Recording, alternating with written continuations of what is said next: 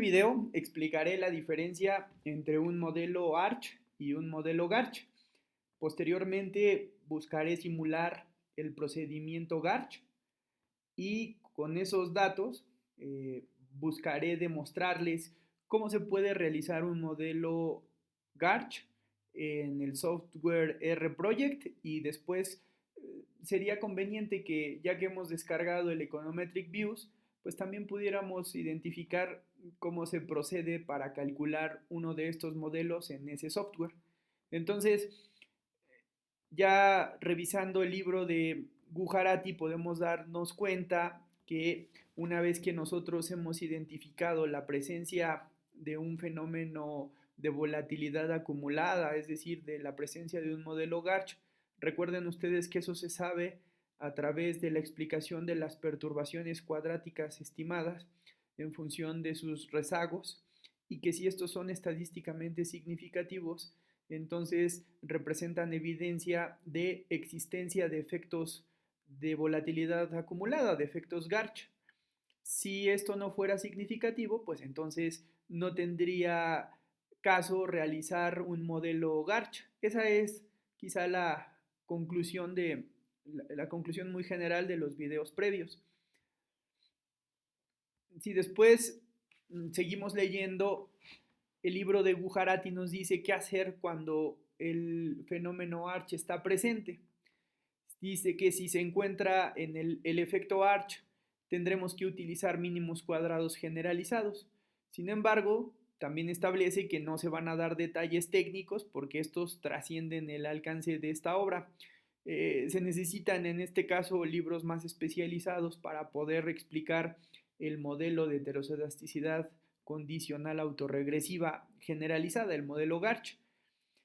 También establece que por fortuna el software como el Livius, Shazam, Microfit, PCGIF, yo incluiría Stata, incluiría RProject, incluiría MATLAB, incluiría también Python, pues también esos softwares pueden utilizarse ahora para desarrollar rutinas muy sencillas a partir de las cuales pues puedes construir estos modelos que hasta hace poco eran muy complicados de construir, pero gracias al software que ahora se tiene, esto resulta muy sencillo. Entonces, este video tiene ese objetivo justamente, explicarles cómo desarrollar un proceso o un modelo Arch, un modelo Garch, las diferencias entre uno y otro. Y bueno, el libro termina más o menos por estas últimas páginas. Dice que una nota sobre el modelo Garch es que este se descubrió en 1982 por el profesor Engel. La elaboración de estos modelos se ha convertido en un área floreciente con todo tipo de variantes respecto del modelo original. Uno muy popular es el modelo de heterocedasticidad condicional autorregresiva generalizada, o como dice aquí el libro, el condicional autorregresivo generalizado con heterocedasticidad, propuesto por Bollerslev. Bollerslev, por cierto, este señor es también una eminencia en el campo de los pronósticos, de la estimación de modelos de series de tiempo. Sin embargo, él fue alumno del profesor Engel y entonces, una vez que el profesor Engel desarrolló sus modelos Arch, Bollerslev los perfeccionó para convertirlos en los modelos Garch. Eso es lo que voy a explicar a continuación. Sin embargo, bueno, como ustedes podrán ver, aquí dice que no se van a proporcionar los detalles técnicos de estos modelos, pues porque exceden la obra. Entonces aquí termina el libro. El libro termina con un ejemplo de las pruebas de causalidad que se han visto también ya en temas previos. Y un último ejemplo es cómo determinar si una serie como la tasa de inflación de los Estados Unidos tiene presente el fenómeno Arch. Y entonces así nosotros lo hemos identificado, construimos un modelo para que a partir de ese modelo se generen los residuos cuadráticos y se rezaguen para ver si esos rezagos de uno, en este caso dos periodos, son estadísticamente significativos, tal como lo hicimos previamente. Y aquí estamos mostrando evidencia de que efectivamente existe un proceso ARCH y por lo tanto tendría que construirse un modelo de estas características, un modelo GARCH. Y eso es todo, hasta ahí termina el libro, enseguida vienen ya los apéndices, y entonces el Gujarati ya no nos sirve para explicar esto que, que necesito que ustedes comprendan, por lo tanto vamos a utilizar el Enders. Aquí se da una explicación muy clara entre la diferencia entre un GARCH y un proceso ARCH. Voy a intentar ser lo más claro posible y me voy a guiar, claro, en el libro para tener la misma secuencia que el profesor Enders y de esta manera pues hacer de una manera clara, espero, la explicación de la diferencia entre uno y otro proceso. Entonces comenzamos diciendo que en los modelos de econometría convencional la varianza de las perturbaciones se asume por ser constante. Sin embargo, las figuras 3.2 y 3.3 nos van a demostrar que muchas de las series de tiempo económicas en realidad exhiben periodos de una volatilidad inusual seguidos por periodos de una relativa tranquilidad. Eso lo podemos ver perfectamente en este gráfico, que es el del precio de las acciones de Nueva York. Entonces, estos son los periodos de relativa tranquilidad, mientras que este que está por acá es un periodo de inestabilidad. Eso es lo que caracteriza a un modelo GARCH. Entonces, por eso es que el autor del libro nos dice que en tales circunstancias la suposición de que la varianza sea constante es inapropiada. Y eso queda muy claro si ustedes sacaran la varianza en este periodo, es decir, del 2004 al 2007, y después les pidieran compararlo con el periodo del 2008 al 2010, que por cierto aquí es donde se presentó la crisis subprime, pues nos daríamos cuenta que la varianza sería muy diferente en este periodo que en este otro periodo. Entonces, eso es algo muy común en las series financieras. Por lo tanto, vamos a explicar que entonces esto sería inapropiado, pensar que las varianzas son homocedásticas. En realidad, la mayoría de los ejemplos en finanzas nos muestran varianzas heterocedásticas y por lo tanto es diferente la forma en la que tendríamos que tratar a los modelos. Bien, entonces vamos a iniciar primero con el proceso ARCH. El proceso ARCH, como ya lo dije, fue desarrollado por el profesor Robert Engel en 1982 y él mostraba que es posible modelar simultáneamente la media y la varianza de una serie. Lo pongo en color naranja porque esto es quizá lo más relevante que hay que entender. Los procesos ARCH y los procesos GARCH se componen de dos momentos, de los dos primeros momentos estadísticos, que es la media y la varianza. Entonces, como él lo estableció, el doctor Engel, se tiene que mostrar que para poder modelar este tipo de procedimientos como el que acabamos de ver hace rato, se tendría que construir de manera simultánea un modelo de media y un modelo de varianza. ¿De acuerdo? Entonces, para explicar el modelo de mejor forma, vamos a utilizar uno de nuestras estructuras más conocidas de los modelos ARMA, que es el modelo autorregresivo. Tenemos el valor actual explicado por el valor pasado y con un intercepto y un término de perturbación, ¿de acuerdo? Entonces, lo que hizo el profesor Engel fue demostrar que si nosotros quisiéramos modelar un proceso de estas características, tendríamos dos tipos de medias y dos tipos de varianzas. Una que sería una media condicional y otra que sería una media no condicional.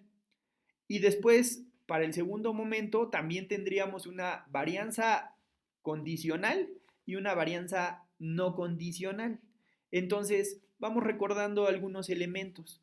Si nosotros utilizamos la media condicional para pronosticar el valor de YT más 1, el pronóstico de la varianza del error sería algo como esto. El valor esperado de yt más 1, que sería entonces en este caso la observación, menos la media. Vean que esta es la media. ¿Por qué digo que es la media? Porque si ustedes le aplican un valor esperado, vamos, este sería el modelo. Si ustedes le aplican un periodo hacia adelante, este yt se vuelve yt más 1, este yt menos 1 se vuelve yt, y si además le aplican una media, es decir, cuál sería el valor promedio de esto, el término de perturbación en la media es cero, por lo tanto desaparece, y por eso es que nos quedamos solo con esta parte. Entonces, por eso explico que esta sería la observación del futuro de un periodo adelante, menos la media, que es esta. Positivo y positivo, al restarlo se vuelve negativo y negativo, y al elevarlos al cuadrado, porque necesito la varianza, pues se convierten en justamente sigma cuadrado. Este es muy importante, este término, sigma cuadrado. Por otro lado, vamos a ver que si nosotros calculáramos la media no condicional, que sería la, la que a continuación les voy a mostrar, dice que el pronóstico para esta media no condicional en el largo plazo tiene una secuencia muy parecida o idéntica a esta que está aquí, que es alfa 0 menos, entre 1 menos alfa 1. Ustedes recordarán esta porque es la que me han entregado ya en prácticas previas. Cuando yo les pedía que revisaran mis apuntes por acá, en el proceso autorregresivo AR1, que es el que ahorita estoy manejando, les decía, tienen que, aplicando operadores de rezago, encontrar cuál es el valor de la media, y entonces nosotros hacemos este procedimiento, encontramos que el valor de la media es igual a alfa 0 entre 1 menos A1. Entonces, a eso es a lo que se refiere Enders. Este es el valor de la media no condicional. Entonces, si a esa media no condicional también se le aplica un pronóstico para obtener la varianza, su varianza, entonces vemos que la varianza sería algo como esto, el valor esperado, el valor observado menos la media no condicional, que es esta que acabo de explicar, y también elevada al cuadrado. Si nosotros hacemos el procedimiento que también hemos explicado en los apuntes, que es algo como estos operadores de rezago, nosotros entenderíamos que todo esto se transforma en 1 entre 1 menos A1 al cuadrado. Entonces, esta sería la varianza no condicional. Entonces, recapitulando, tenemos una media condicional y una media no condicional. Pero la que más me interesa, o el momento que más me interesa, es el segundo, que es el de la varianza. Aquí tengo la varianza condicional y acá tengo la varianza no condicional. Ahora yo les preguntaría, ¿cuál es más grande entre esta y esta? La respuesta viene enseguida. Ya que 1 entre 1 menos A1 al cuadrado, es decir, la varianza no condicional, siempre es más grande que la varianza condicional, aquí vean que a sigma solamente le estoy tomando su coeficiente, que es 1, sería este, y aquí también el coeficiente que sería sacar sigma cuadrado, es decir, sigma cuadrado sería para este valor de aquí y sigma cuadrado sería para este valor de acá. Si quitamos los sigmas, lo que nos queda son coeficientes. ¿Qué coeficiente tenemos aquí? Es el 1. ¿Qué coeficiente tenemos acá? Es 1 entre 1 menos A1 al cuadrado. Ahora, ¿quién es este A1? A1 es justamente el coeficiente aquí que está al lado del autorregresivo. Ustedes deberán identificar que este valor no puede ser más grande que 1, por lo tanto vamos a poner un ejemplo. Un ejemplo sería la mitad de 1. Si esto fuera 1.5, mejor dicho, 0.5, entonces lo que por aquí tendríamos sería un valor de 1 menos 0.5 al cuadrado nos da 0.25. Entonces 1 menos 0.25 al ser dividido o al dividir a 1 nos va a dar un valor más grande que 1. Entonces lo que nos está demostrando esto, en pocas palabras, es que la varianza no condicional nos va a dar errores más grandes que lo haría la varianza condicional. Entonces es por eso que vamos a preferir siempre la varianza condicional.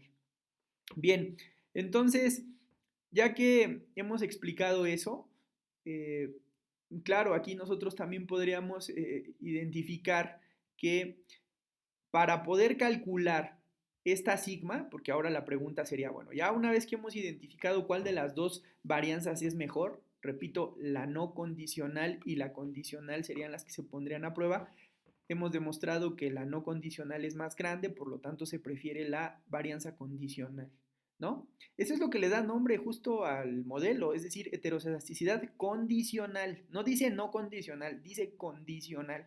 Entonces, heteroscedasticidad condicional es la razón por la cual utilizamos ahorita aquí demostrando esto, este tipo de modelos, ¿no? Es decir, porque nos da la menor varianza. Esa sería a grandes rasgos la razón. Y después dice, bueno, ¿y cómo vamos a simular esta sigma cuadrada? Entonces, dice que vamos a suponer que la varianza no es constante. Una forma o una estrategia simple es modelar la varianza condicional como un proceso autorregresivo, es decir, utilizando los cuadrados de los residuos estimados. Esto es algo muy similar a lo que ya hemos hecho en la práctica, es decir, construyes tu modelo en media, porque repito, este es el asunto a entender. Vamos a tener que construir una media y una varianza. ¿Cómo construyes la media? La media la construyes con tu modelo de regresión tradicional, ya sea explicado por variables exógenas o por variables autorregresivas o por una combinación, es decir, autorregresivas y exógenas. Entonces, cualquiera que sea el caso, esa va a ser tu media.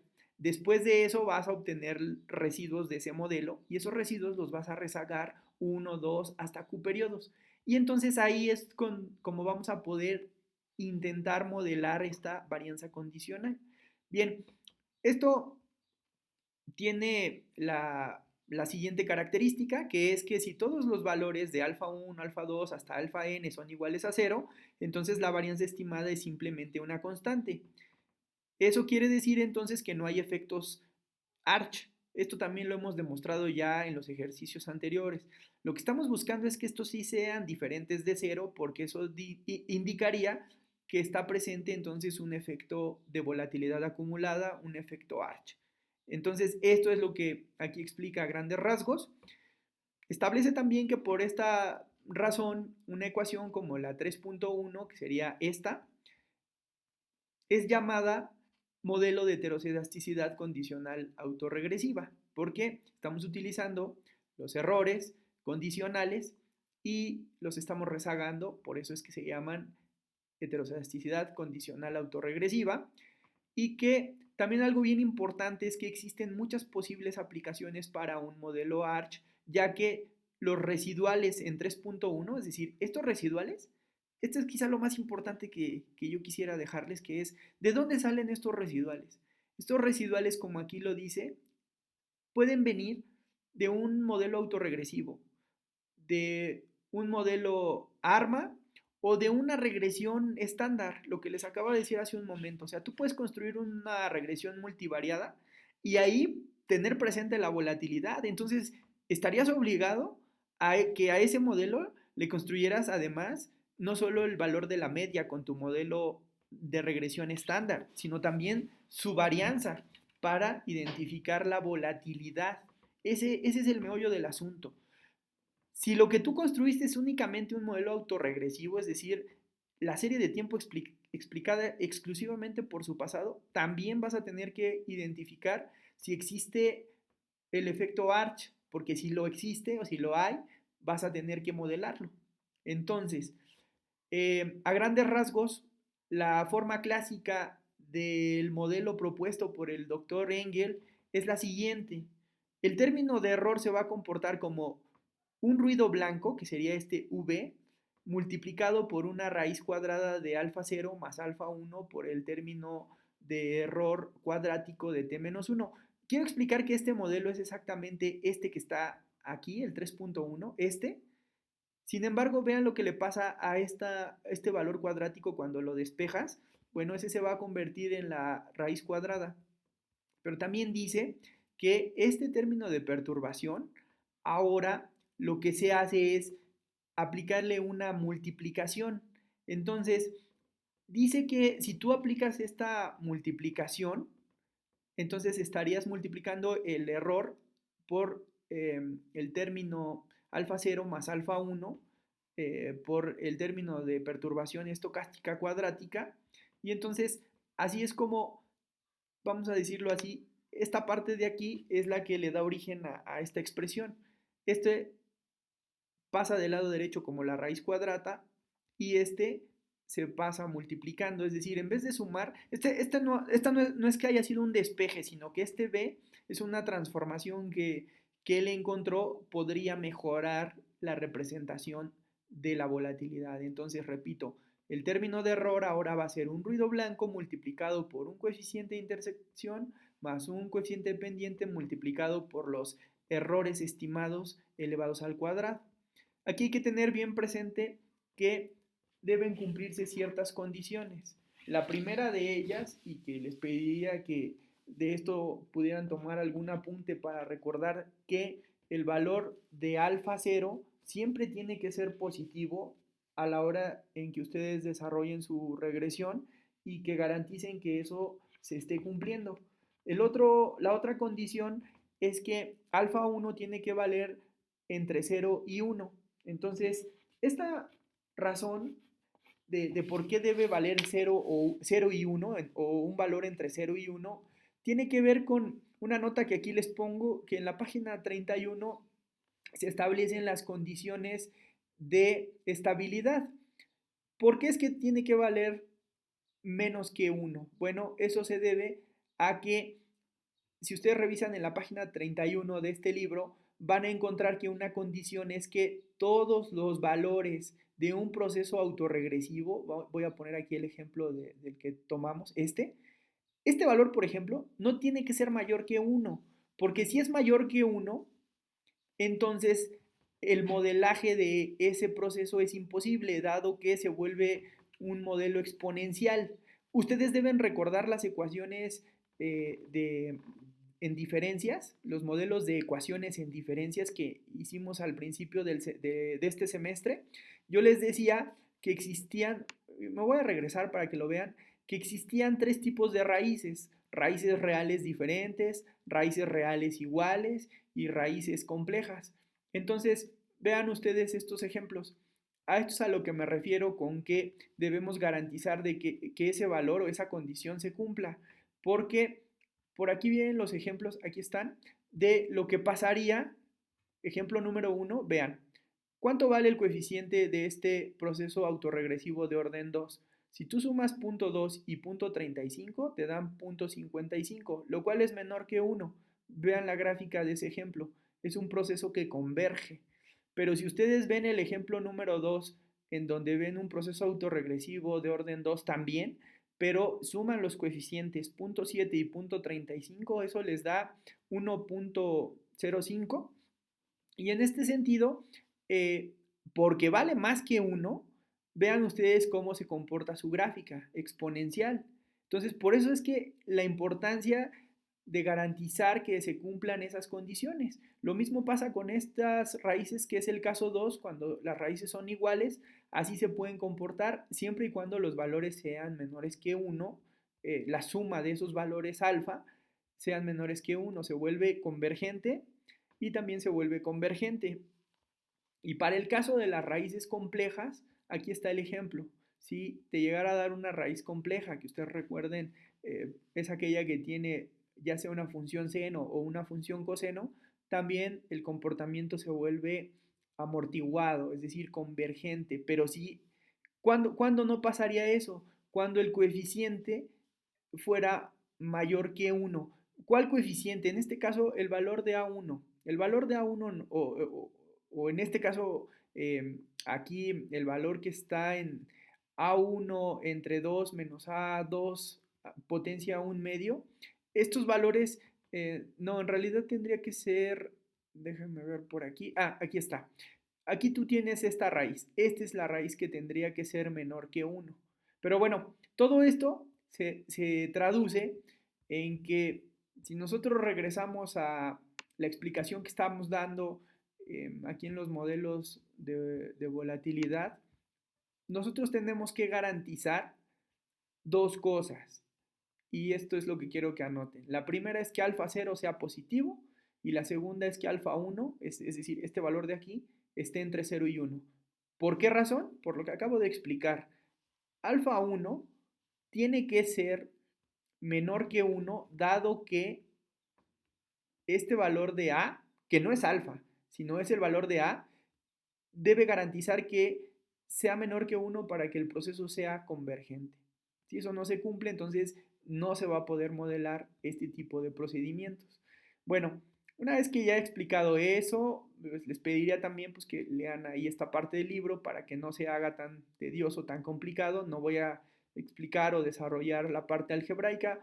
Me parece que es de un nivel intermedio, es decir, no debería de causar ningún problema para ustedes seguir el procedimiento que aquí se desarrolla y por lo tanto me voy a ir a explicar cuál sería la diferencia, por ejemplo, entre un ruido blanco, que sería un proceso con media y varianza cero, media cero y varianza constante, perdón, y este sería el ejemplo de un proceso arch.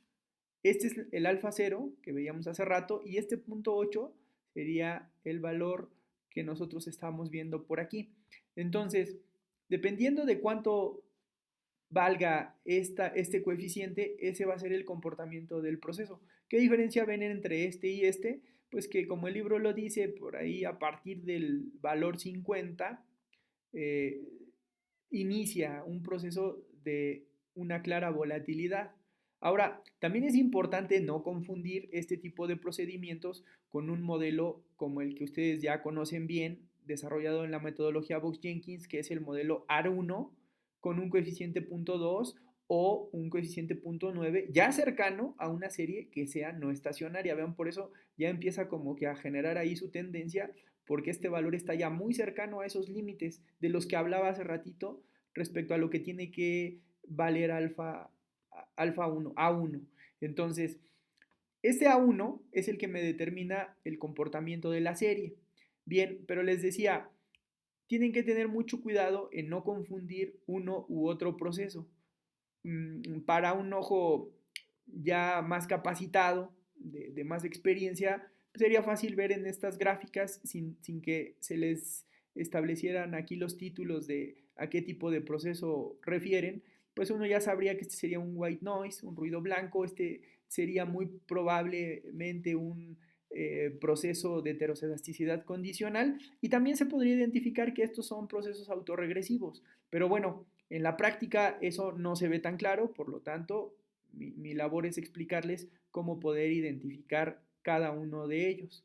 Entonces, vamos ahora a la parte en la que les explico cómo este procedimiento, que es el que les acabo de mostrar hace un momento, es decir, el error explicado por un ruido blanco más un coeficiente, puede también ser explicado no solo por un solo coeficiente, sino en realidad por un montón de coeficientes, es decir, un proceso autorregresivo de orden Q. ¿Por qué digo autorregresivo? Bueno, pues porque es el autorregresivo de este valor. O sea, esta raíz, si la regresan para el lado izquierdo, se vuelve este mismo valor en el presente y explicado por los valores rezagados t menos i desde i igual a 1 hasta q. Entonces, esa es la explicación que dio el profesor Engel en su momento. Después, como les dije, uno de sus alumnos más avanzados, el doctor Tim Bollerslev, en 1986 extendió los trabajos originales desarrollados por el profesor Engel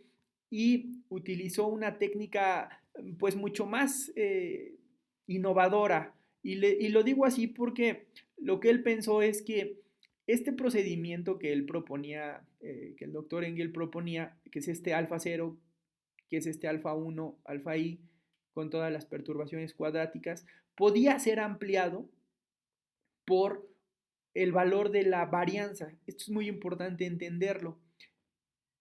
El valor de la perturbación es un ruido blanco multiplicado por la raíz de una varianza condicional. Aquí es donde vuelve otra vez este tema tan importante de las varianzas condicionales y no condicionales. Esta H es una varianza condicional. Entonces es un ruido blanco multiplicado por la raíz cuadrada de una varianza condicional la que forma los errores. Estos errores que al ser elevados al cuadrado, pues me dan el procedimiento que acabo de describir hace rato. Pero que además, si a estos se les puede rezagar varios periodos, entonces esta es la aportación que hace Tim Bollersleb. Bollersleb dice, las varianzas condicionales también tendrían que explicar el proceso de la varianza condicional misma. Es decir, los rezagos de mi varianza condicional me van a explicar la varianza condicional actual.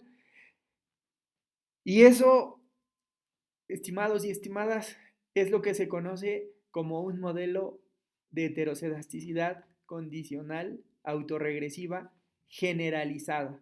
La diferencia entre un simple arch es que este estaría solamente explicado por puros valores de los errores cuadráticos y un modelo Garch es el que le agrega los rezagos de la varianza condicional. Creo que lo he hecho bien. Entonces, bueno, al menos pienso que es claro lo que he dicho, ¿no? Bien, una parte esencial después de haber explicado esto es, bueno, ¿y esto cómo lo llevo al desarrollo ya de un modelo que me permita hacer mejores pronósticos, que me permita hacer una mejor especificación? Pues bueno, eso es lo que intentaré explicarles a continuación. Voy a hacer aquí nada más unos comentarios de que cuando un modelo Garch se expresa como 0 y 1, en este sentido, este es conocido como un Garch puro, un Garch 1. Pero si el valor, aquí dice, fuera inverso, es decir, si tú tuvieras aquí un 1 y acá un 0, pues eso sería más bien un arch 1. Y en este sentido es como vamos a ir identificando si se trata de un arch o de un garch. Ahora, también quiero decirles algo muy importante. Se ha demostrado, y que probablemente eso después se los demuestre o se los ponga como tarea para que ustedes lo demuestren, es que cuando tú tienes un modelo de estas características, es decir, este sería un arch, este arch, que puede ser infinito, eh, puede que haya un modelo que tenga más precisión que este, a pesar de que este tenga rezagos infinitos. Y ese modelo no es otro más que un Garch 1. Es decir, lo que quiero decir es que este modelo no es tan eficiente como lo puede ser este modelo que está por acá, solamente con un solo rezago. O sea, no estoy diciendo que estos sean muchos rezagos, solo estoy diciendo que sería con uno de estos y con uno de estos, tú puedes tener un modelo más eficiente que uno de los arch con rezagos infinitos. Eso es lo que quise decir.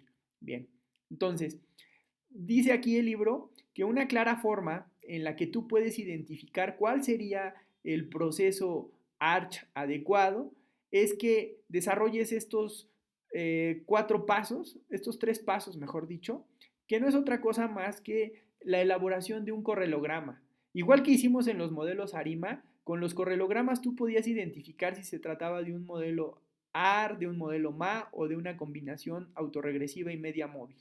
Bueno, en la práctica esto sí es cierto que todavía se sigue haciendo.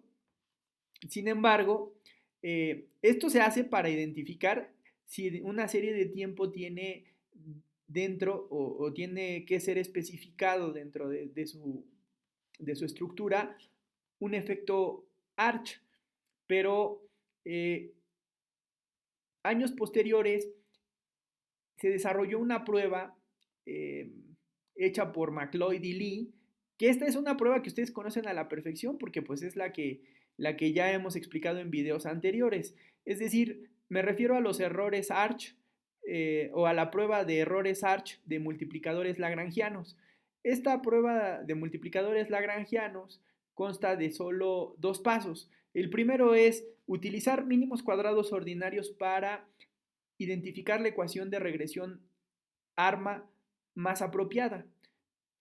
Ustedes lo que hicieron en ejercicios o lo que yo hice en ejercicios anteriores es que construí un modelo en función únicamente de la constante, porque ese es el modelo más básico. Decir que tu variable depende solo de la constante y entonces ver de esos errores cómo al elevarlos al cuadrado y rezagarlos, saber si estos tienen injerencia sobre el valor actual, lo cual me diría que si estos son estadísticamente significativos, pues entonces existe presencia de un efecto Arch. Si no, si no son significativos, pues entonces no es necesario realizar el procedimiento o el modelo Arch. Entonces, a grandes rasgos es eso. Dice también que se debe de utilizar una muestra con T residuos, es decir, N residuales, el tamaño de la muestra, bajo la hipótesis nula de que no hay errores Arch. ¿Se acuerdan de eso? Si alfa 0, alfa 1, alfa 2, alfa q son todos iguales que 0, pues entonces, como dice la hipótesis nula, no habrá evidencia de que existan errores Arch. Pero si estos son diferentes de 0, entonces se comprueba la hipótesis alternativa, es decir, que sí hay efectos Arch, que se utiliza también una distribución chi cuadrada, etcétera, etcétera. Y bueno, eso ya ustedes lo saben. Ahora sí, vamos con la estimación de un modelo Arch y un modelo Garch de la inflación. El libro presenta lo que en su trabajo seminal, en su primer trabajo, el doctor Engel desarrolló para la inflación del Reino Unido. Y fíjense ustedes que con los periodos trimestrales de 1958 a 1977 demostró que la inflación se podría explicar por el primer rezago, su cuarto rezago, su quinto rezago y por el primer rezago de una variable que es R. R no es otra cosa más que al salario restarle los precios. Si al salario le restas los precios, pues entonces tú tienes los salarios reales. Y por otro lado, la inflación es el precio de hoy menos el precio de ayer. Entendiendo que P es el logaritmo del índice de precios al consumidor, pues entonces esta es una diferencia logarítmica. Recuerden que esto ya lo hemos hecho, la diferencia logarítmica de los precios me lleva a la inflación. Quiere decir que la inflación es explicada por su pasado y por los salarios reales.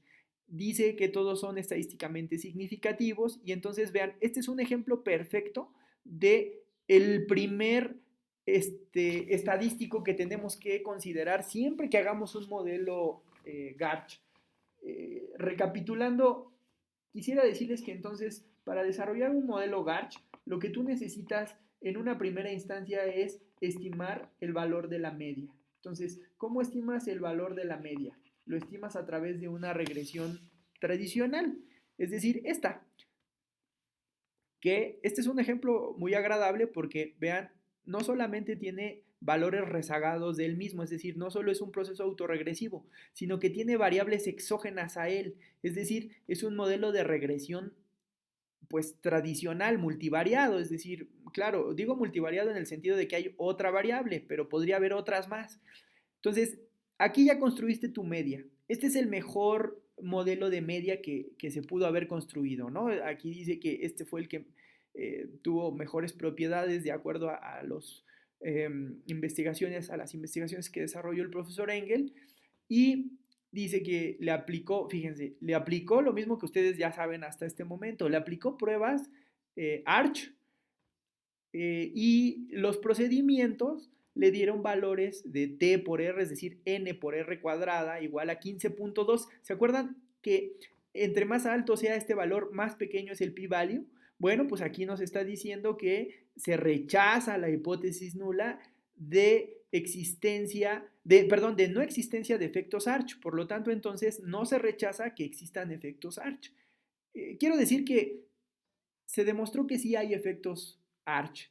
Entonces, eso es importante porque una vez que has demostrado que hay efectos Arch, y que eso es lo que ustedes ya saben hacer hasta este momento, pues entonces lo que ahora viene es que ustedes desarrollen el modelo Arch. ¿Cómo se hace el modelo Arch? Vean que son rezagos de los términos de error cuadrático 1, 2, 3 y 4 y nada más. Y que se garantiza que alfa 0 sea positivo y que alfa 1 esté entre 0 y 1, que de hecho aquí está en el límite, porque si tú sumas punto 4, punto 3 y punto 2 y punto 1, pues eso te da 1. Entonces aquí te dice que se está casi saliendo o más bien ya se salió de los límites. Por eso es que intenta con otra estructura mm, y, y después Bolesleb, que es el que les digo, hizo la aplicación de lo que ya había desarrollado Engel, pero lo mejoró haciéndolo generalizado, es decir, poniéndole los rezagos de la varianza condicional. Vean cómo hace un ejemplo todavía más completo. Bolesleb hace lo mismo que hizo Engel para la inflación del Reino Unido, pero él tomó los datos de Estados Unidos ahora y entonces hizo alguna suposición muy similar a la que hizo su profesor. Él lo único que hizo fue quitar la variable de salarios y entonces lo dejó como un modelo netamente autorregresivo. Vean, la inflación explicada por su pasado 1, 2, 3 y 4 periodos. Y después de eso, bueno, aquí también si pueden identificar estos valores y los suman, todos estos nos dan menos que 1. Entonces está cumpliendo la primera condición y la segunda. El coeficiente alfa 0 es positivo y todas las sumatorias de estos coeficientes también están entre 0 y 1. Ahora, ya que garantizó eso, dijo, bueno, voy a correr lo que mi profesor nos ha enseñado que tenemos que hacer, que es todos los errores cuadráticos, hay que rezagarlos, y aquí dice que utilizó hasta 8 rezagos. Pero después dice, desarrollando otra aplicación, autoría mía, entonces voy a aplicar los rezagos de la varianza condicional para ver si este modelo es mejor que el anterior. Y entonces vean, utilizó la misma media. A eso es a lo que me refería al principio de este video cuando les decía que esto de los modelos Garch tienen que ver con dos etapas. La primera es construir la media y la segunda es construir la varianza. La primera, que es la media, como ya demostró previamente, con los rezagos 1, 2, 3 y 4, y con los rezagos 1, 2, 3 y 4, dice, bueno, aquí está la especificación del doctor Engel, que son puros autorregresivos de los errores, y ahora ese autorregresivo del error junto con el autorregresivo de la varianza condicional que expliqué al principio me va a dar el mejor modelo. ¿Por qué sé que es un mejor modelo?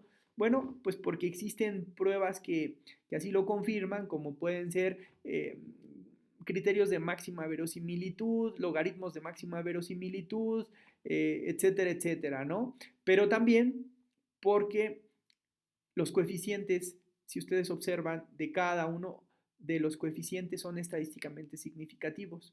Lo que está entre paréntesis debe de ser el error estándar. Y si ustedes ven el error estándar del proceso ARCH, que esa es otra precisión, este valor de aquí es el modelo ARCH, este es el modelo GARCH, que en conjunto darían un modelo GARCH 1.1. Es decir, es estadísticamente significativo este valor y es estadísticamente significativo este valor. Y lo más importante también es que se den cuenta que si ustedes suman .829 y .135, ese valor queda por debajo de 1. Recuerden las condiciones de las que hablaba hace ratito. Tanto alfa 0 como alfa 1 tienen que ser positivos, pero además alfa 1 tiene que estar entre 0 y 1. Es decir, la suma de este y la suma de este tienen que ser menores que la unidad. Bien, después que se ha hecho esto, existen 3 ejemplos de modelos Garch que se tendrían que realizar para pues, practicar esto que hemos visto, pero esto creo que lo voy a dejar para otro video y lo que voy a hacer a cambio es demostrarles con el modelo del profesor Bolesleb, que es el que está por acá. Déjenme ubicarlo. La explicación del modelo, aquí está. Voy a hacer esto. Voy a simular este y voy a simular este de aquí. Entonces, por favor, pongan mucha atención. Voy a hacer la simulación de este proceso y enseguida van a ver qué fácil es entender un modelo Garch ya con datos reales. Bien, pues entonces me voy a ir para R, a un nuevo archivo de trabajo, y les voy a empezar explicando que no hay nada mejor que identificar este tipo de ejemplos con datos reales. Les voy a poner el índice de Standard & Poor's 500, que está calculado con respecto al precio del mercado de las 505 compañías más grandes que cotizan en los Estados Unidos, y que ese precio lo definí como el logaritmo natural de Standard Poor's en el precio de hoy dividido entre el Standard Poor's del precio de ayer multiplicado por 100. Esta es otra forma alternativa, esta transformación a la diferencia logarítmica multiplicada por 100. Es básicamente los mismos resultados. Si ustedes quisieran saber un poquito más sobre el Standard Poor's, aquí hay un video que explica bastante claro de qué va. Del mundo. Este índice sigue el comportamiento de las 505 acciones de las empresas más grandes del mercado americano, entre las que se encuentran empresas como Microsoft, Coca-Cola, Apple, Bank of America, ExxonMobil, Amazon, entre otras compañías reconocidas. El índice aparece en 1926, siguiendo un pequeño grupo de acciones, y en 1957 se expande y comienza a funcionar como lo hace en la actualidad. En estos más de 60 años de historia, el Standard & Poor's 500 ha incrementado su valor desde 40 a más de 2.600, acumulando... Bien, como no tengo los derechos sobre este video, sería como piratearme lo que este señor ha hecho, así que no lo voy a hacer. Les voy a pedir más bien que ustedes vean ese video y van a entender la importancia del Standard & Poor's 500, que es uno de los principales indicadores a nivel mundial respecto a las principales bolsas mundiales, en donde, por ejemplo, las Afores invierten nuestro dinero, ¿no? Ellos van al mercado americano y compran acciones ahí, o van al mercado español, al mercado alemán, al mercado italiano, y van comprando acciones para empezar a tener pues mayores rendimientos, y que entonces su dinerito, cuando ustedes se retiren, pues tengan los rendimientos que les prometieron, y puedan tener una pensión pues adecuada. A grandes rasgos así es como debería de funcionar, o deberían de funcionar las cosas, ¿no? Entonces, por eso es importante ver este ejemplo, que es el Standard & Poor's, y que es un ejemplo típico, que también, por cierto, es el que utilizó el doctor Engel en su conferencia Nobel, para explicar el desarrollo que él había hecho, ¿no? Es decir, cuando en Estocolmo él explica la razón por la que le dan el premio Nobel, pues lo hace con un ejemplo utilizando el Standard & Poor's. Por eso es que me pareció importante utilizarlo, o adecuado utilizar mejor este ejemplo. Entonces, estos datos ustedes los van a poder descargar utilizando algunas de las librerías, es decir, no es necesario que les comparta el archivo en Excel, porque lo van a poder descargar de la siguiente manera. Van a descargar la librería más, la librería Forecast, y la librería esta no la vamos a utilizar, por eso la quito, y van a descargar los datos de una manera muy sencilla con el comando data sp500. Entonces, si ustedes le ponen data sp500 y le ponen aquí enter, así de fácil acaban de importar los datos, ¿no? Entonces ya están aquí importados los datos. Si ustedes los quieren ver, simplemente le ponemos aquí View SP500 y le damos Enter, y ahora sí, ahí se van a poder observar los valores del Standard & Poor's, ¿no? Entonces tenemos 2.780 valores de esta variable, que ahora voy a graficar. Sería bueno que la pudiéramos graficar para que identifiquen cuál es el comportamiento del Standard & Poor's. Y entonces esto se ve más o menos de la siguiente manera. Aquí está la gráfica del Standard & Poor's. ¿Sí la ven? Si la comparamos, se me ocurre con el libro de Enders, al principio, vean aquí. Vean que esta se parece mucho a la gráfica que ahora he generado, ¿no? Pero claro, ese era el precio de las acciones de la bolsa de Nueva York. Este es el Standard & Poor's. Entonces, vamos a ver ahora que lo que puedo hacer es... La razón por la que quise hacer todo esto es que ahora voy a simular una serie. Y esta serie luego la voy a graficar, y les voy a pedir que si las comparamos una real con una simulada, no le van a ver la diferencia. ¿Por qué? Pues porque son comportamientos que se mimetizan, son comportamientos prácticamente idénticos. Entonces esa es la gran maravilla, que puedo simular, y a partir de ahí, como ustedes saben, la simulación me sirve para practicar, para entrenarlos a ustedes a que identifiquen el procedimiento adecuado. Y una vez que ya sean lo suficientemente diestros en identificar los procedimientos, pues después ya lo que viene es utilizar series reales y a esas aplicarle todos los procedimientos que hayamos aprendido. Bien, entonces voy a hacer a continuación la explicación de cómo les pediría que ustedes también generaran su propio script con una semilla que vamos a ponerle un valor muy sencillo que sea 1 para que esa semilla nos lleve a todos a tener los mismos valores.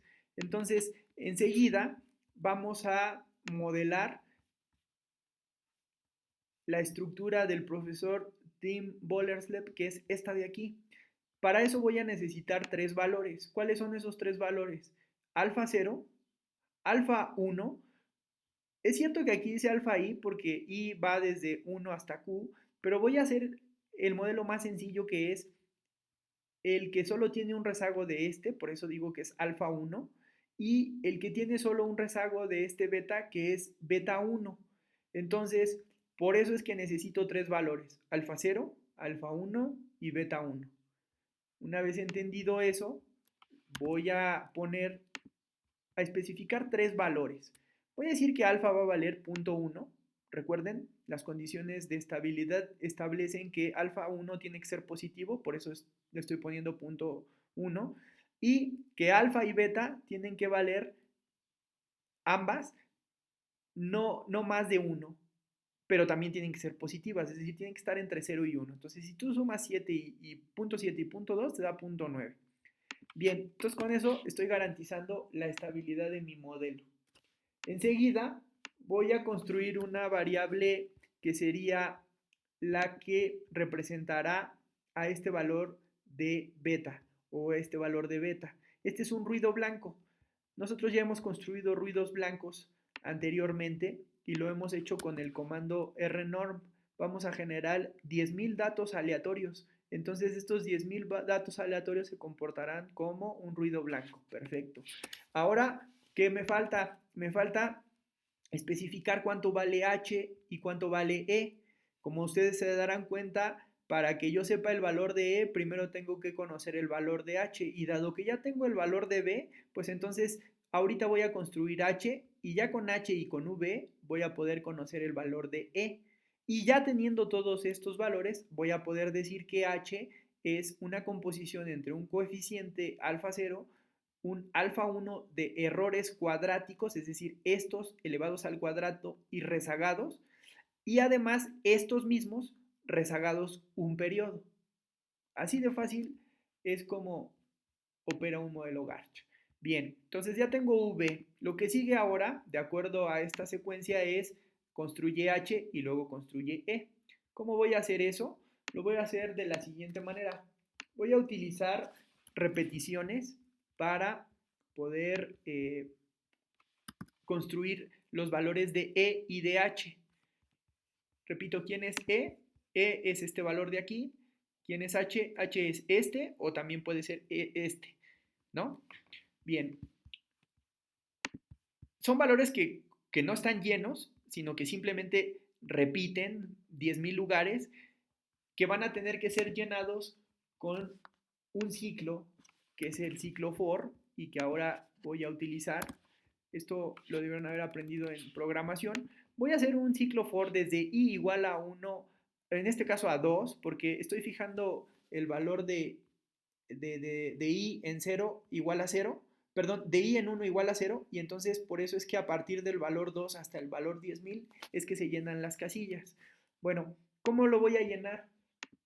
Lo voy a llenar con la especificación de H.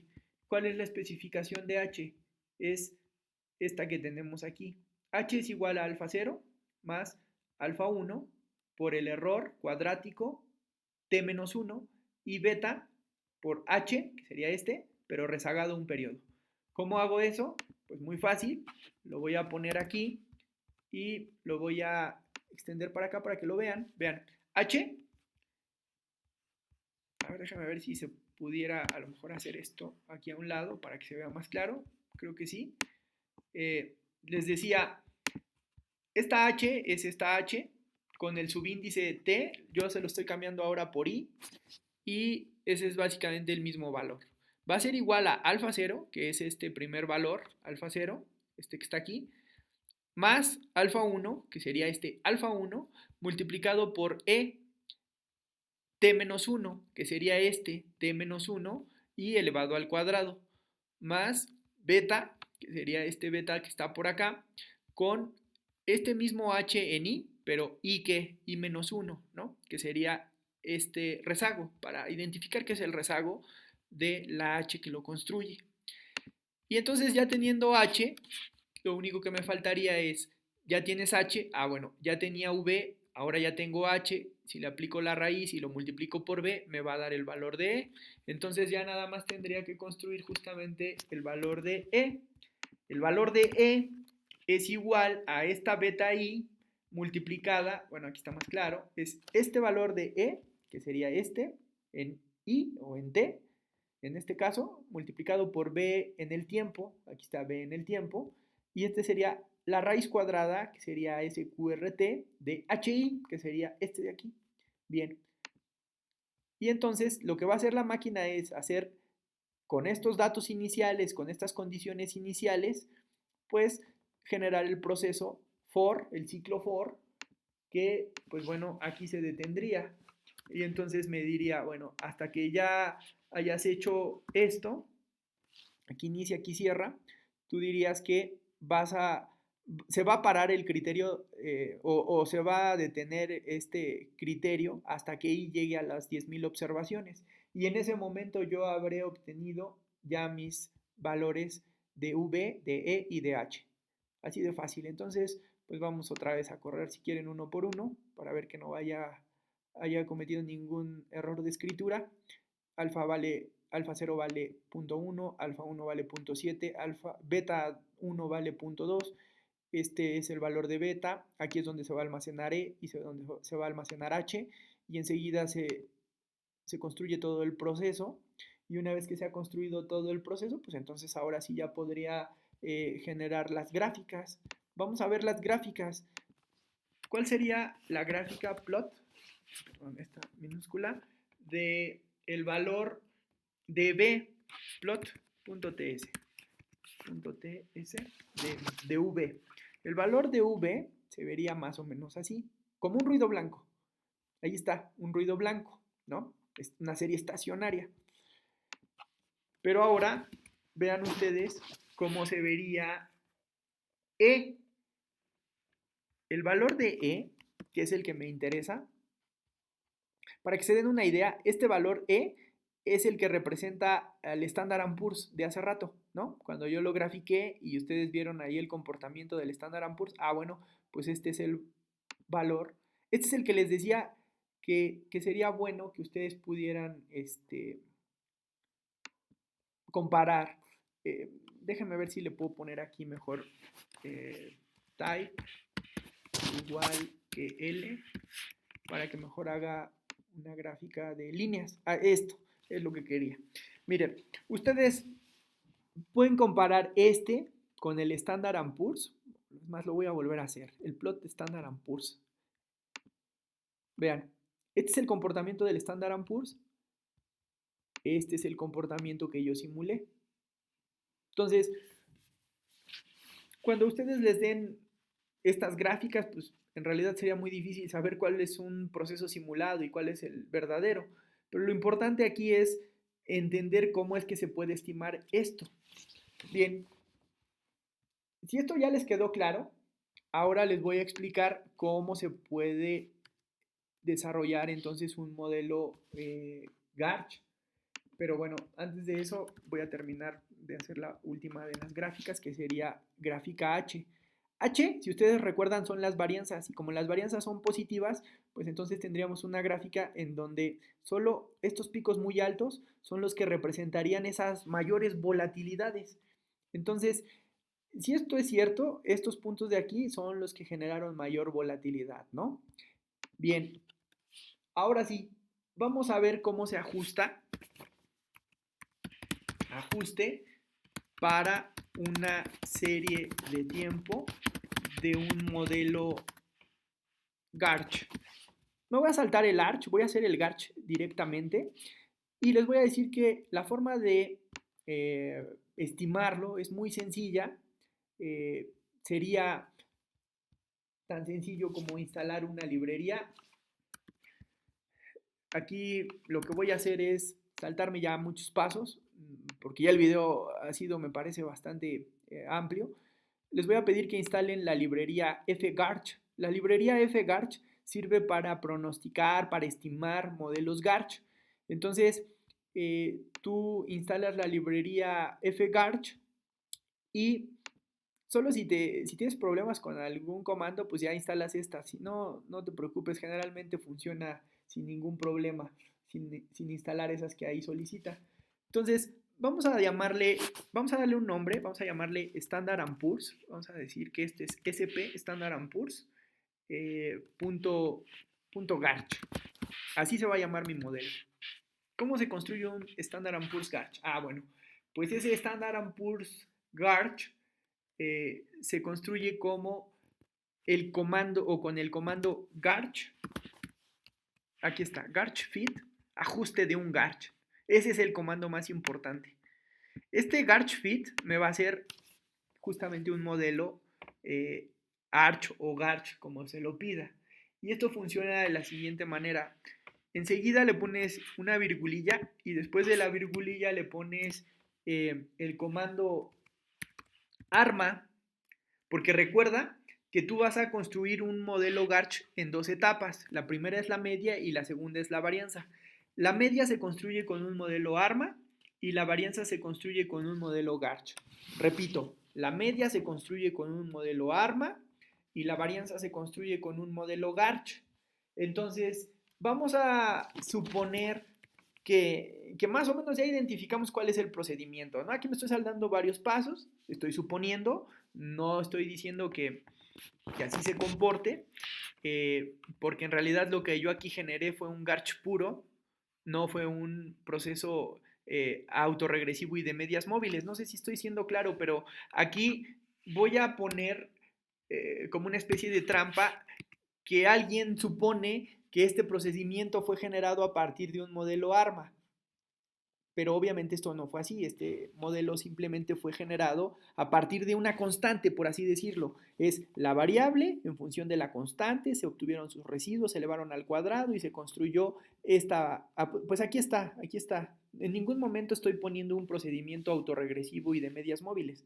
Entonces estoy construyendo un Garch puro. Quiere decir que entonces su primer modelo, que sería el de la media, tendría que ser 0 y 0. Pero voy a hacer a propósito esto de construir dos autorregresivos para que vean cómo la máquina detecta esa falla. Entonces, tengo un modelo ARMA al cual le voy a sumar un modelo Garch, ¿no? Vean, todo el procedimiento es así de sencillo. Este sí es un Garch 1.1, o sea, esto sí lo sé porque yo lo simulé y dije que este tenía que ser un Arch 1 y un Garch 1. Entonces, este sí es un 1.1. Enseguida, ustedes le van a decir que los datos tienen que provenir de la base de datos que ustedes pues estén identificando como la que generó el procedimiento. Saben, voy a hacer la explicación más clara porque aquí no quiero que se confundan y lo puedo estar generando por no decir las cosas en el orden que debe ser. Miren, primero tenemos un modelo real que sería el Standard & Poor's y después está el simulado. Entonces vamos a hacer primero el simulado. Como es el simulado le voy a llamar E porque este fue el que simulé, ¿no? El valor de E. Entonces vamos a llamarle E Garch ARMA 200. Insisto, este modelo no generó una media o un valor medio proveniente de un modelo ARMA. Sin embargo, yo se lo estoy poniendo porque pienso que aquí me van a dar valores no significativos. Pero cuando le digo que del lado del Garch vale 1,1, dado que el modelo así lo establece, pues entonces estos sí van a ser significativos. ¿De dónde van a provenir los datos? Los datos van a provenir entonces de E mayúscula, ¿no? Son estos datos. Este es el Standard & Poor's, por así decirlo, o el tipo de cambio, la variable que ustedes quieran. Luego, de ahí se le pone coma si queremos la traza. La traza es una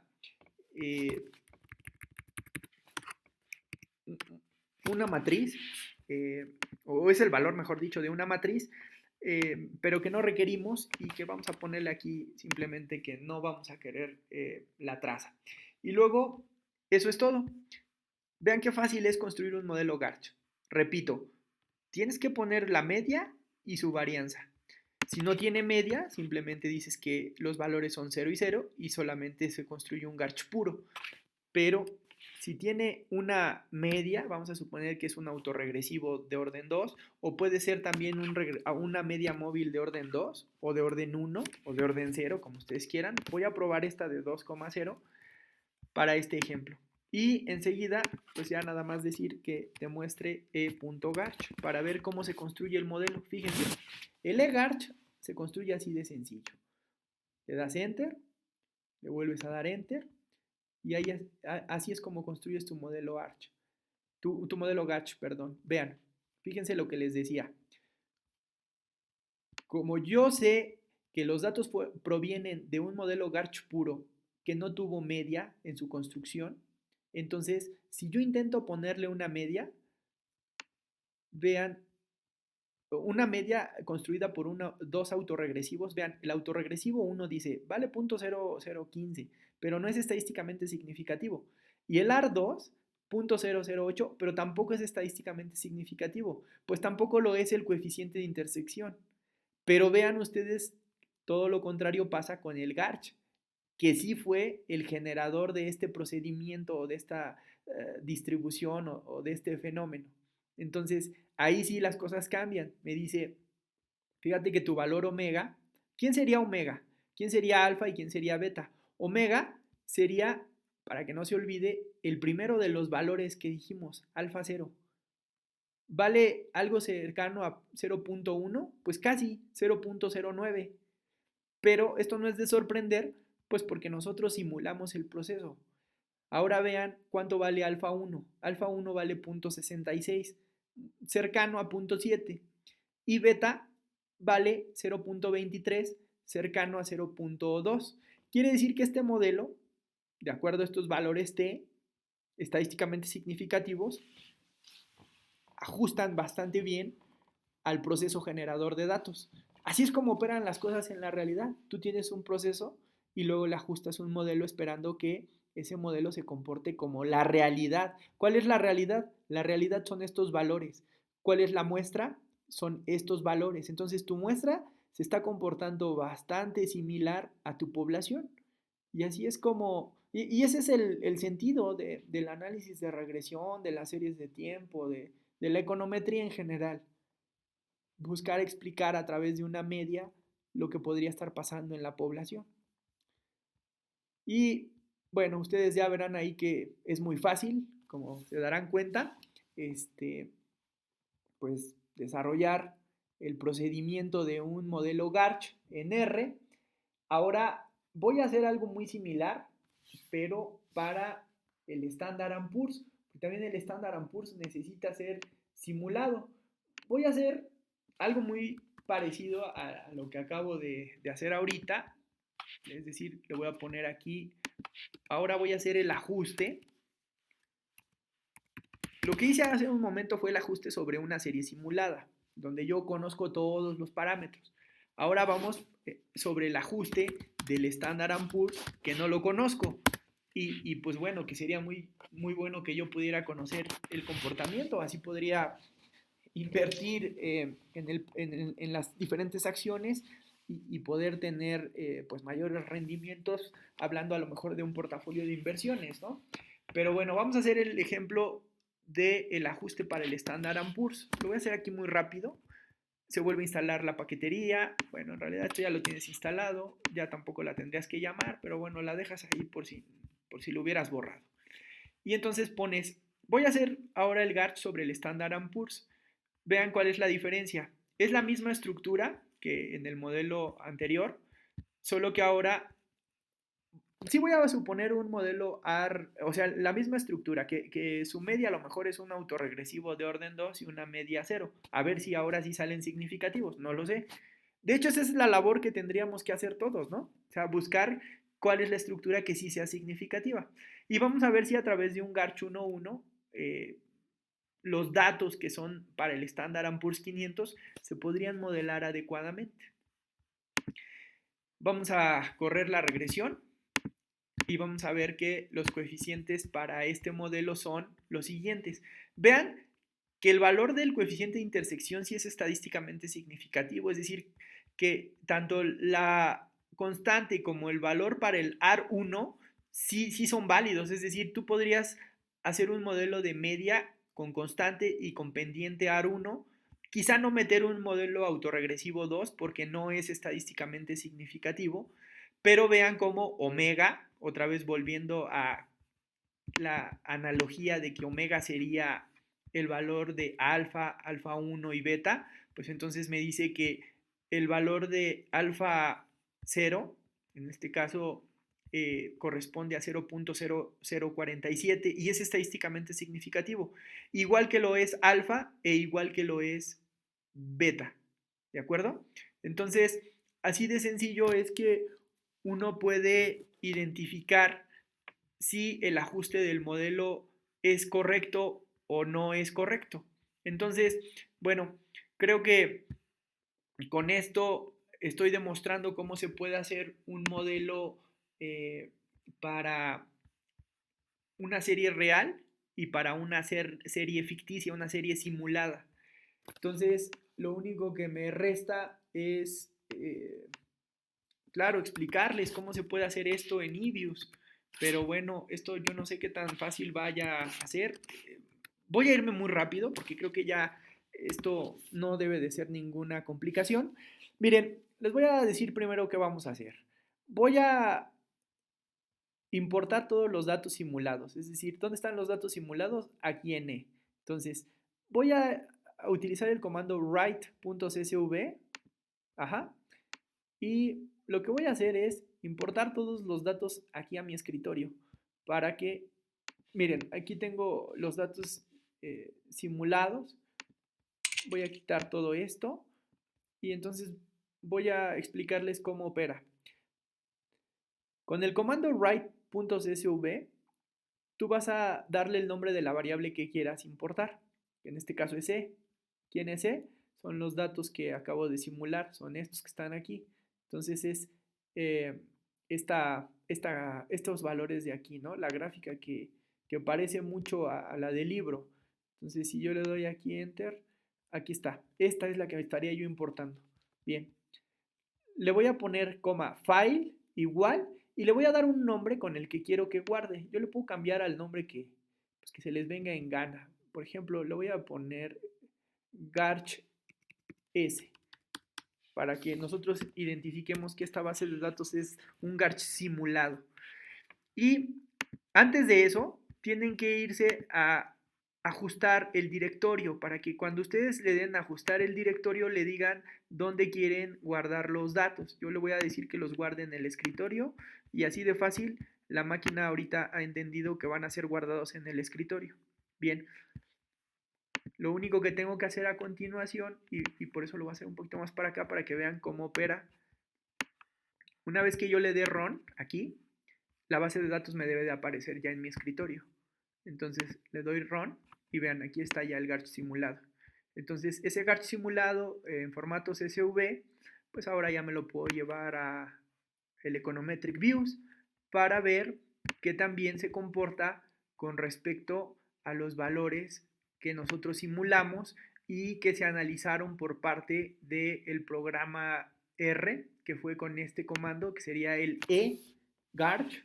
Le voy a dar aquí Enter para que actualice los datos. Y miren, esto es lo que yo estaría esperando, ¿no? Entonces le voy a dar aquí eGarch. Aquí están. Vamos a ver si es cierto que con el Ibius se obtienen los mismos resultados. La cuestión sería muy fácil. Ustedes vieron que en el día previo yo descargué el Econometric Views para mi Mac y en este sentido tengo una versión de estudiantes, a lo mejor un poquito limitada, pero suficiente para lo que les quiero mostrar. Lo voy a abrir aquí como un archivo de eViews. Ya saben, me voy al escritorio, le pido aquí que me abra todos los archivos y luego me voy por acá a buscar mi base de datos. ¿Cuál es? Es la que se llama Garch S. Le voy a dar Open, le voy a dar Siguiente, Siguiente, Siguiente, Finalizar y aquí están importados los datos. Vean, X. ¿Se acuerdan que el primer valor les dije que estaba en 0? Ah, bueno, pues aquí lo comprobamos. Y entonces aquí están los demás valores simulados. Los 10.000 valores simulados o 9.999 valores simulados. Los voy a graficar para que ustedes vean que efectivamente me estoy trayendo la misma base de datos que, pues, que tenía yo por acá simulada o graficada, donde le puse aquí, ¿no? En plot. Run. Ah, pues esta, me refiero a esta. Esta es exactamente esta gráfica. Ahora lo único que intentaré hacer es explicarles cómo poder hacer una regresión Garch o un modelo Garch, pero en eViews. Ya les expliqué cómo se hace en R, aquí está. Ahora les voy a explicar cómo se hace en eViews. Miren, en eViews se necesitaría, pues, hacer la propuesta primero de tu modelo. Aquí no lo voy a hacer, pero lo voy a comentar. Tú tendrías que aplicar un comando que ustedes lo han utilizado, que es el auto.arima. El auto.arima lo usaron en R. Ya no me acuerdo si vimos esto en análisis de regresión con eViews, pero sería algo muy similar. El auto.r que ustedes utilizaron en la metodología Box-Jenkins es el automatic arima en el eViews. Entonces tú le dirías que no tienes diferenciación porque ya es estacionaria, le pondrías a lo mejor 12 rezagos y acá también 12 rezagos. Por experiencia les digo que la máquina se tarda como una media hora en hacer todo el proceso, por eso no lo voy a hacer, porque no quiero tardarme en esto y simplemente voy a hacer que voy a suponer que conozco el proceso y entonces digo que igual que hice acá, pienso que el modelo tiene un autorregresivo de orden 2. Entonces le pongo ls, espacio x, espacio c. Este sería el modelo básico, el que estuvimos utilizando en los ejemplos anteriores. Pero después de ahí yo puedo decir que el modelo puede tener un comportamiento AR1, pero también puede tener un comportamiento AR2. Y entonces correr el modelo y entonces aquí veo que aparece mi modelo. Por cierto, este sigma SQ aparece porque el método es máxima verosimilitud, pero también podríamos utilizar GLS, que ese es el que yo voy a utilizar para que también en R es el que está utilizando y bueno, en realidad prácticamente no hay mucha variación. Lo que veo es que como que se va cumpliendo lo que ya había visto en R, ¿no? Es decir, que el autorregresivo de orden 1 sí es significativo, pero el autorregresivo de orden 2 no lo es. Sin embargo, este es apenas el valor de la media. Me faltaría el valor de la varianza. ¿Cómo lo construyo? Se van a proc, a especificar, y una vez que le ponen en especificar, se van a la parte de método. Ustedes van a ver que hay una batería de un montón de métodos que ojalá algún día conocieran todos y pudieran aplicarlos. Sé que ahorita están utilizando, por ejemplo, este de Binary para sus modelos Logit y Probit en análisis multivariado.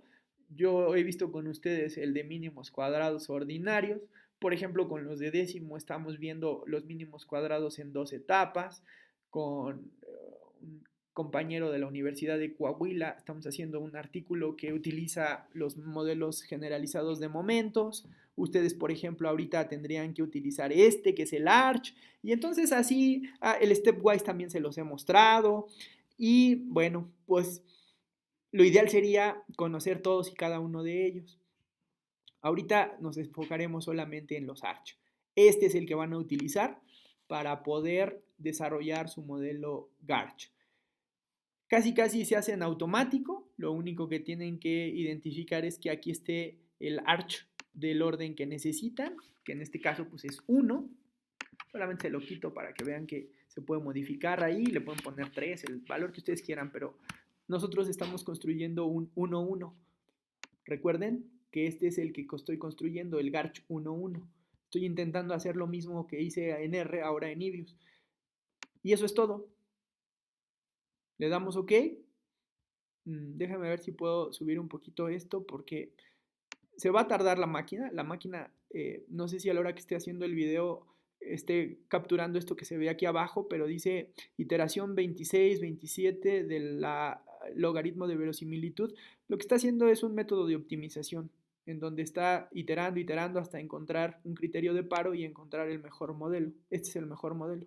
Entonces, vean ustedes los valores que ha encontrado el modelo y vamos a ver la comparación con lo que nosotros hemos identificado acá con el R.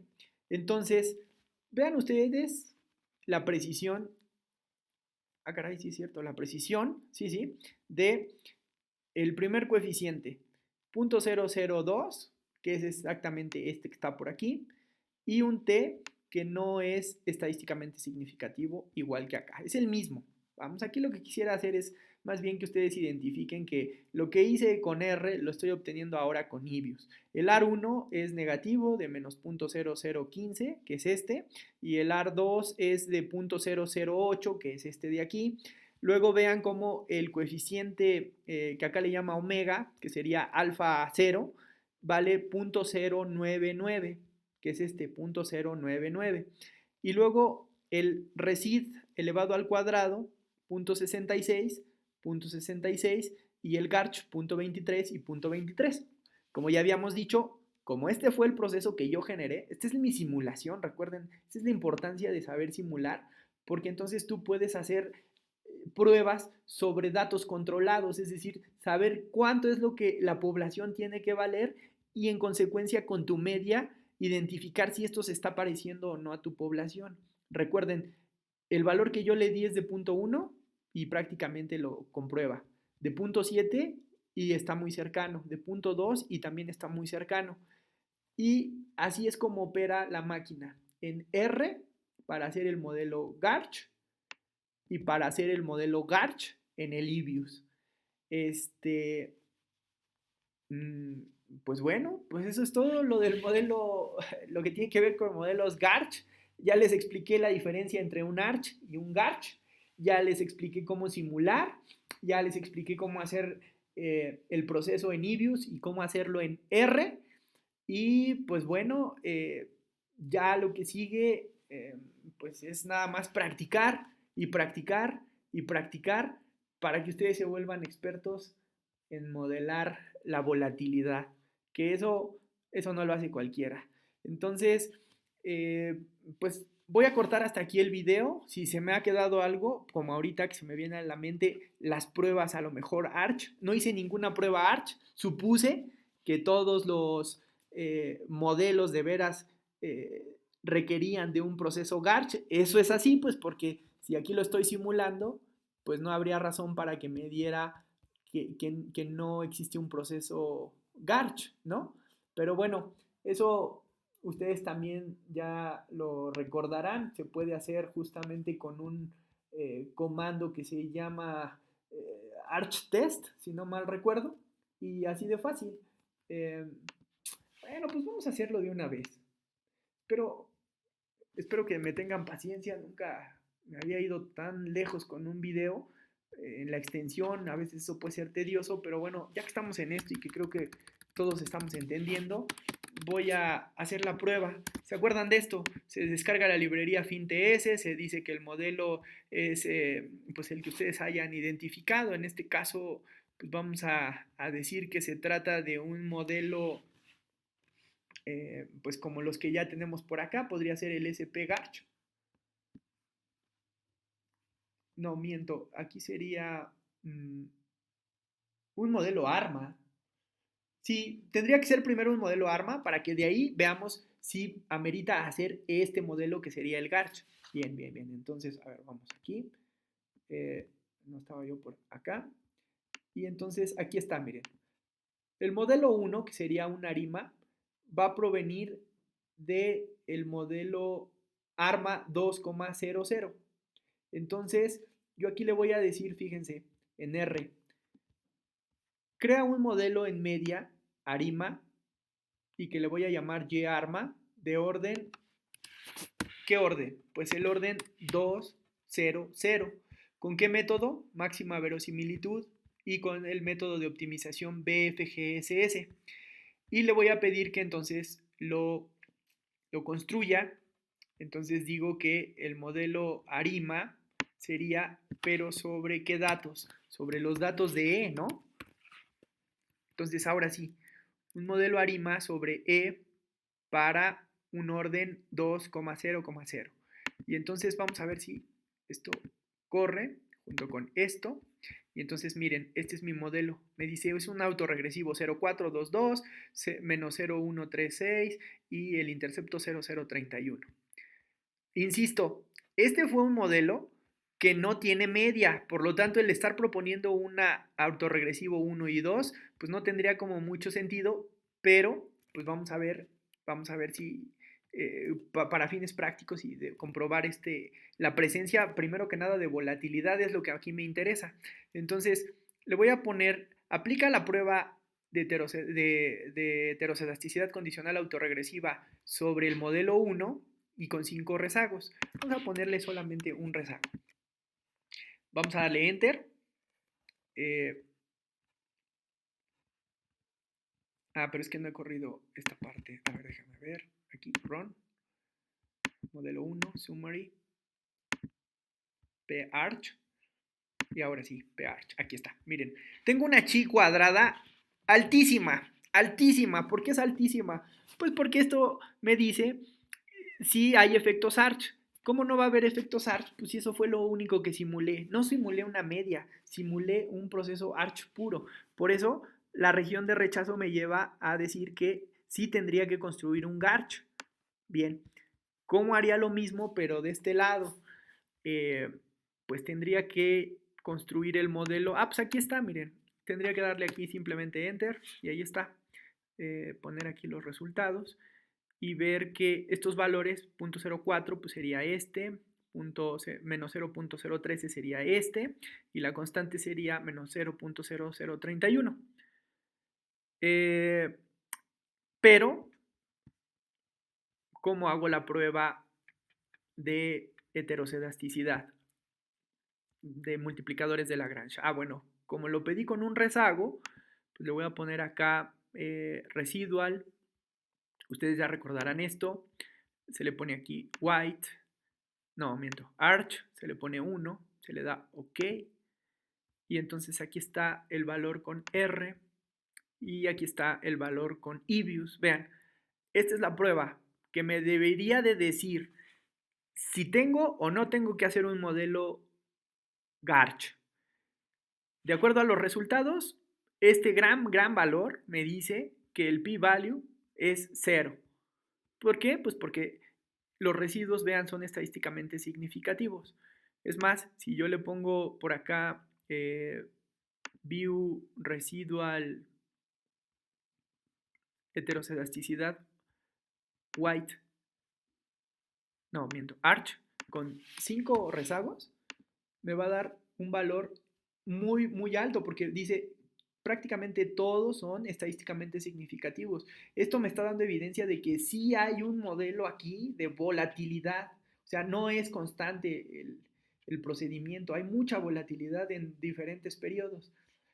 En R, ¿qué es lo único que tendría que cambiar? Pues nada más aquí ponerle 5.